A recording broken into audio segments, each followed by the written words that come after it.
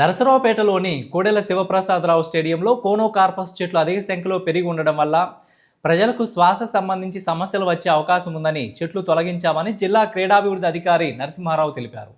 అదేవిధంగా స్టేడియంలో చెట్లు బాగా ఎత్తు పెరిగి విద్యుత్ తీగలకు తగులుట వలన తరచూ విద్యుత్ అంతరాయాలు సంభవిస్తున్న సందర్భంగా తొలగించినట్లు తెలిపారు.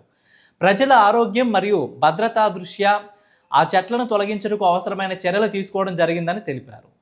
నర్సరావుపేట ప్రజలందరికీ డిస్ట్రిక్ట్ స్పోర్ట్స్ తరఫున నేను తెలియజేయడం ఏంటండి, ఈరోజు ఒక వార్త వచ్చింది పేపర్లో.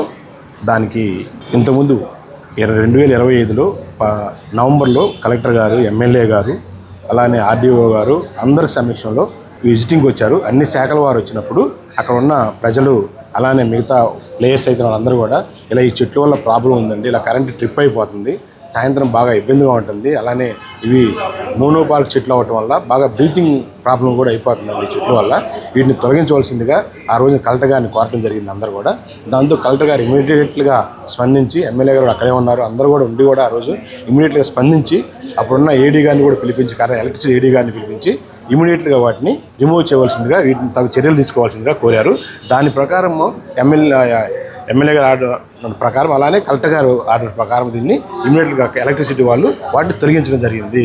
దానివల్ల మళ్ళీ గోడ చుట్టూరు కూడా మళ్ళీ చెట్టు నీరు రోజున మళ్ళీ చుట్టూరు మళ్ళీ కొత్త చెట్లు కూడా నాటుదామని కూడా తెలియజేయడం జరుగుతుంది.